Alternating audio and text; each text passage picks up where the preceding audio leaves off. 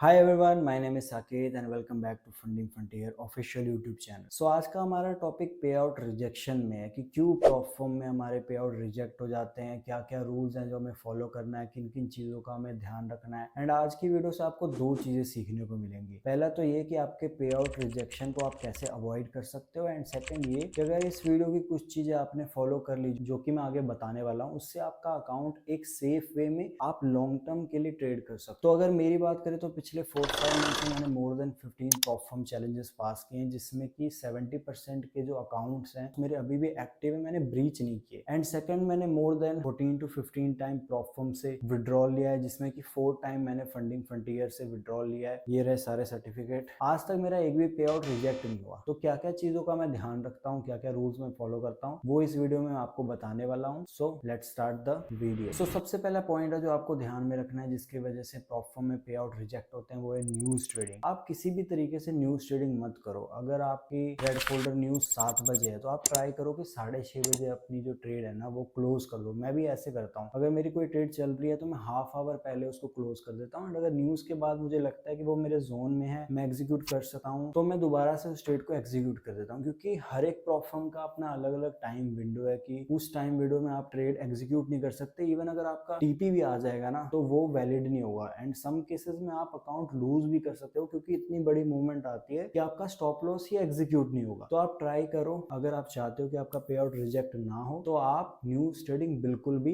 ना करो। And second जो बहुत बड़ा रीजन है पे आउट रिजेक्शन का, वो है IP address issue. IP address issue का मतलब क्या होता है? फॉर एग्जांपल, आपका जो अकाउंट है वो फंडिंग फ्रंटियर में है, ठीक है, आपका वही अकाउंट किसी और के फोन में भी लॉग इन हो रहा है, दो दो अलग अलग डिवाइसेस से ट्रेड लग रही है, या आप आज पंजाब में बैठे हो, आप कल कहीं और से ट्रेड ले रहे हो, किसी और स्टेट से ट्रेड ले रहे हो, तो ये चीजें नहीं होनी चाहिए। अगर आप एक जगह से दूसरी जगह जा भी रहे हो तो आपके पास कुछ प्रूफ होना चाहिए कि आपने ट्रेवल किया है, फॉर एग्जांपल एयर टिकट या फिर ट्रेन टिकट। तो आईपी एड्रेस में आपको यही करना है कि आप हमेशा अपने सेम डिवाइस से ट्रेड करो, एक ही डिवाइस हो, जिससे कि कोई भी इशू ना आए। एक बार में एक ही अकाउंट में, एक ही फोन में वो अकाउंट लॉग इन होना चाहिए। So that's how you can avoid IP address issue. Third जो एक बहुत बड़ा रीजन है जिसकी वजह से पे आउट रिजेक्ट होते हैं, वो है closing trades within 1 minute. इसका मतलब ये होता है कि फॉर एग्जांपल आपने कोई ट्रेड ली, ठीक है, आपने वो ट्रेड को 1 मिनट भी नहीं हुआ और क्लोज कर दिया, और ऐसा बार बार हो रहा है, तो ये भी बहुत बड़ा रीजन हो सकता है कि आपके पे आउट रिजेक्ट हो जाए। क्योंकि बहुत सारे प्रॉप फर्म्स में ये रूल होता है कि 1 मिनट या फिर कई प्रॉप फर्म में 2 मिनट मैक्स, इतने टाइम में कोई ट्रेड क्लोज नहीं होना चाहिए। क्योंकि